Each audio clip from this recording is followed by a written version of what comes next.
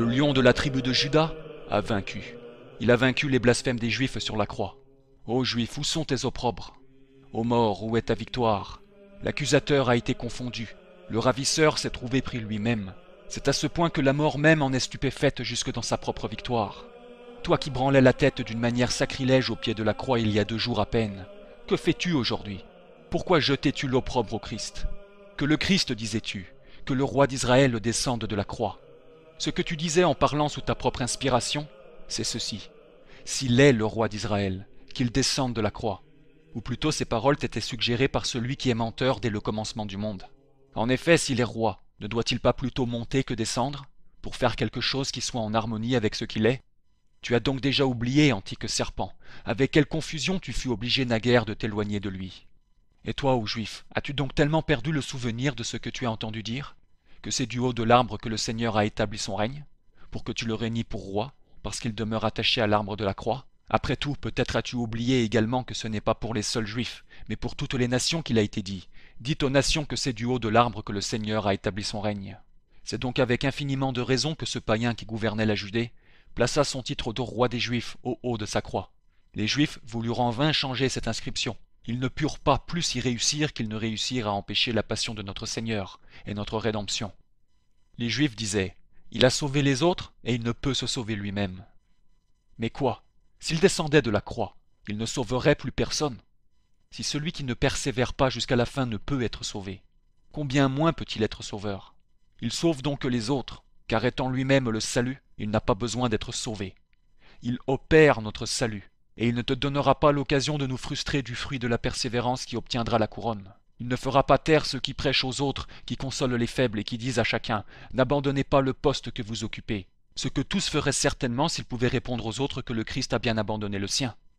S'il est le roi d'Israël, disent-ils, qu'il descende de la croix et nous croirons en lui. C'est bien là la ruse du serpent. C'est bien une invention de cet esprit pervers. L'impie avait entendu le Sauveur dire un jour « Je n'ai été envoyé qu'aux brebis perdues de la maison d'Israël ». Et il savait quel zèle il semblait avoir pour le salut de ce peuple. Voilà pourquoi, animant de son excessive malice la langue des blasphémateurs, il leur suggère de dire « Qu'il descende et nous croyons en lui ». Comme s'il n'y avait plus rien qui s'opposât à ce qu'il descendit, puisqu'il avait tant à cœur de les voir croire en lui. Mais celui contre lequel l'ennemi ne saurait rien gagner dans ses attaques, et à qui l'enfant de l'iniquité ne peut faire aucun mal, celui qui lit au fond des cœurs ne se laisse pas prendre à de vaines promesses, de même que dans son excessive patience il ne s'émeut pas de leur outrageant blasphème. En lisant que toutes les œuvres de Dieu sont parfaites, comment pourrions-nous reconnaître un Dieu dans celui qui aurait laissé l'œuvre de notre salut imparfaite? Écoutons la réponse que Jésus fit à leur conseil. Tu demandes des miracles aux Juifs. Eh bien, attends-moi au jour de ma résurrection. Si tu veux croire en moi, je te réserve des preuves plus concluantes encore que celles que tu me demandes. Quant aux miracles, j'en ai multiplié le nombre ces derniers jours. Hier encore, j'ai guéri des malades. Aujourd'hui, il me reste à mettre le comble à toutes ces merveilles. N'était-ce pas quelque chose de plus grand de voir les esprits malins sortir du corps des possédés, les paralytiques se lever de dessus leur lit, que de voir les clous dont tu as percé mes pieds et mes mains se détacher d'eux-mêmes? Si cette génération adultère et perverse demande encore des prodiges, il ne lui en sera pas donné d'autre que celui du prophète Jonas. Non pas un miracle de descente, mais un miracle de résurrection. Ce miracle-là, est-il plus grand que l'autre? C'est ce que je laisse à décider à nos juges qui avaient pris un soin si diligent de veiller sur ce sépulcre, en le scellant de leur sceau et en y plaçant des gardes. Cette grande pierre dont la pensée préoccupait l'esprit des saintes femmes se vit ôtée par un ange qui s'assit dessus, dès que le Seigneur fut ressuscité, selon ce qui est écrit. Ainsi, celui qui était venu au monde en sortant du sein fermé d'une vierge, sortit plein d'une vie nouvelle de son tombeau également fermé, et entra ensuite dans le cénacle où ses disciples se tenaient les portes closes. Mais il est un endroit d'où il ne voulut pas sortir les portes fermées. Ce sont les enfers. Il en brisa les gonds de fer et eut mis toutes les barrières en morceaux, afin d'en emmener en pleine liberté les siens, ceux-là qu'il avait rachetés de la main de son ennemi, et d'en faire sortir toute porte ouverte, la troupe de ses élus vêtus de blanc, parce qu'ils avaient lavé et blanchi leurs robes dans le sang de l'agneau. Oui, blanchi dans le sang. Attendu qu'en même temps que son sang coulait, il s'échappait avec lui une eau qui purifie. Voilà pourquoi aussi le témoin de la résurrection le montre vêtu d'une robe blanche, avec un visage comme la foudre. Mais s'il paraît suffisant pour confondre les calomnies des Juifs que le Christ, à qui il disait avec moquerie « S'il est le roi d'Israël, qu'il descende de la croix, soit sorti de son tombeau, tout fermé qu'il fût, car elles avaient encore apporté plus de soins et de précautions à fermer et à sceller le tombeau du Sauveur qu'à enfoncer des clous dans ses mains, à quel miracle pourrons-nous après cela comparer celui de la résurrection? Nous voyons bien qu'il y eut avant lui plusieurs morts qui ressuscitèrent, ou du moins qui se relevèrent de leur couche sépulcrale. Mais tous ces ressuscités ne sont que comme les précurseurs du Christ, dont la résurrection dépasse de beaucoup les leurs. En effet, tous les autres ne ressuscitèrent que pour mourir une seconde fois. Or, Jésus-Christ ressuscite d'entre les morts pour ne plus mourir. La mort ne doit plus avoir d'empire sur lui. Les autres morts ont encore besoin de ressusciter une seconde fois. Quant au Christ, il vit pour l'éternité. C'est donc avec raison que nous disons de lui qu'il est le premier de ceux qui ressuscitent, car il est si bien ressuscité qu'il ne peut plus déchoir de la vie immortelle où il est remonté. Il y a encore un point où éclate la gloire incomparable de cette résurrection. Quel est celui de tous les autres ressuscités, qui s'est ressuscité lui-même? Il est inouï qu'un homme, dormant un sommeil de mort, se soit éveillé de lui-même. C'est un fait unique, il n'a jamais été donné à qui que ce soit, non absolument à personne de l'accomplir.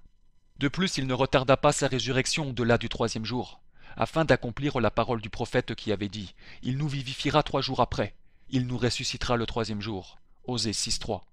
Ce fut le 6e jour de la semaine qu'il racheta l'homme sur la croix, le même jour que dans le principe, il l'avait créé. Et le lendemain, il entra dans le sabbat du tombeau pour s'y reposer de l'œuvre qu'il venait d'achever.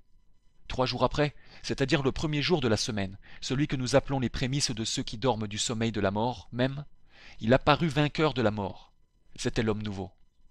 Qui que ce soit qui nous conseille de descendre de la croix, ne l'écoutons pas. Non, mes frères, n'écoutons ni la chair, ni le sang, ni même l'esprit qui nous le conseillerait. Demeurons attachés à la croix, mourons sur la croix, n'en descendons que portés par des mains étrangères, que ce ne soit jamais par le fait de notre légèreté. Ce furent des hommes justes qui détachèrent notre chef de la croix.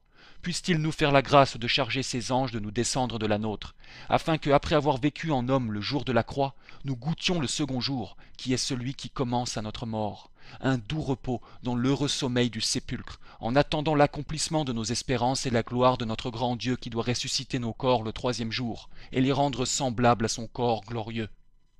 Ceux qui restent 4 jours dans le tombeau répandent une odeur de corruption, ainsi qu'il est écrit de Lazare, « Seigneur, il sent déjà mauvais ». Car il a 4 jours qu'il est là. Ce qui est de la création de Dieu, ce sont les 3 jours dont nous avons parlé, le jour du travail, celui du repos et enfin celui de la résurrection. Ces 3 jours ne plaisent pas aux enfants des hommes, et ils préfèrent un jour à leur façon. Ils diffèrent donc de faire pénitence et suivent leur penchant pour la volupté. Mais ce jour n'est pas un jour que le Seigneur ait fait, c'est un 4e jour, et ceux qui l'ont fait commencent déjà à exhaler une odeur de corruption. L'agneau a été immolé, mais le lion a vaincu, et il va rugir. Qui est-ce qui pourra l'entendre sans trembler? Que ceux-là qui l'ont renié et qui ont dit « Nous n'avons d'autre roi que César » tremblent maintenant. Que ceux qui se sont écriés « Nous ne voulons pas qu'il règne sur nous » soient saisis de crainte, car voici qu'il revient après avoir gagné un royaume, et il va perdre les méchants. Voulez-vous être convaincus qu'il ne revient qu'après avoir acquis un royaume? Écoutez ce qu'il dit. « Toute puissance m'a été donnée sur la terre et dans les cieux. » Que tous ceux qui ont été couverts de confusion se réjouissent maintenant. Qu'ils se livrent à l'allégresse, ceux dont les ossements peuvent dire « Seigneur, qui est semblable à vous ?» Le lion de la tribu de Juda a vaincu. La Pâque même que nous célébrons ne signifie pas retour, mais passage.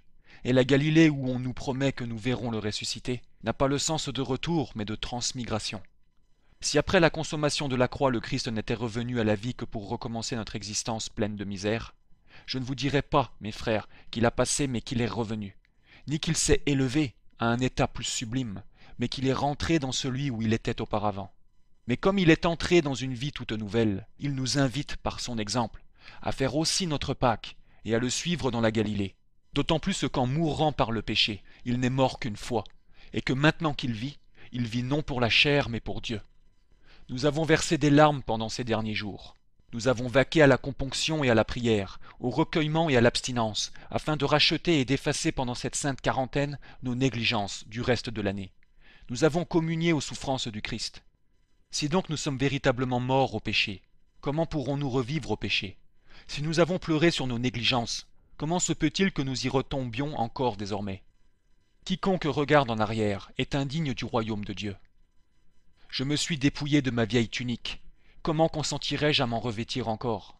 Le faire, ce n'est pas émigrer, mes frères. Ce n'est pas prendre le chemin qui nous fera voir le Christ. Ce n'est pas en suivant cette route que nous arriverons au lieu où Dieu nous montrera le Sauveur qu'il nous envoie.